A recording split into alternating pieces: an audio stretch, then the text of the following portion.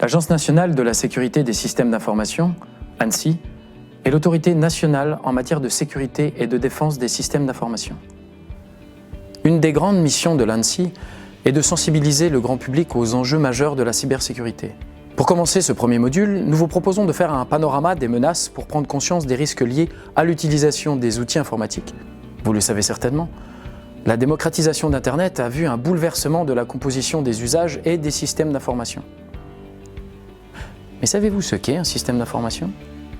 Un système d'information est un mot très générique, désignant tout ce qui sert à faire transiter de l'information. Pour comprendre ce qu'est un système d'information et son évolution technologique, faisons un petit bond dans le passé. L'informatique grand public s'est largement développée dans les années 80, générant des gains de productivité sans commune mesure. À cette époque, les unités centrales d'IBM devenaient déjà incontournables pour les entreprises.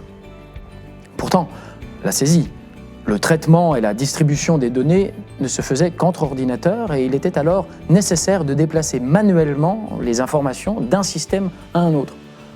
Et ceci au moyen de bandes ou de disques.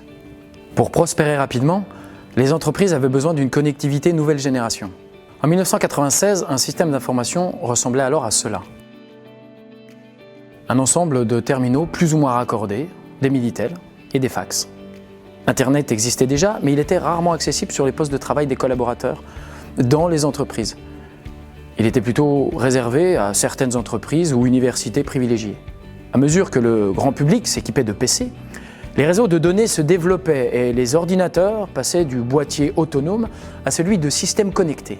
Dans les années 90, les sociétés de télécommunications mirent en place de nouvelles lignes de réseau faisant plusieurs fois le tour du monde.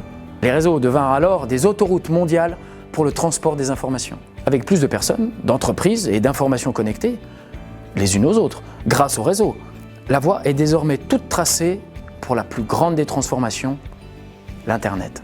On pouvait alors accéder à des données se trouvant à l'extérieur de son PC ou sur un réseau, ce qui a permis de rapprocher les entreprises les unes des autres. En 30 ans, les choses ont beaucoup évolué et se sont légèrement compliquées. Plus récemment, ce sont les objets du quotidien qui sont à leur tour devenus des objets connectés. Les voitures, les avions et d'autres objets du quotidien comme des montres, frigos, fours, cafetières, vidéosurveillance et même grille-pain. Aujourd'hui, notre mode de vie ultra connecté ne peut se passer des objets connectés au sens large et comme une connexion à un réseau rend possible une intrusion, tous ces éléments sont susceptibles de subir une attaque qui, si elle réussit, permettra une intrusion sur le système d'information où ils sont reliés.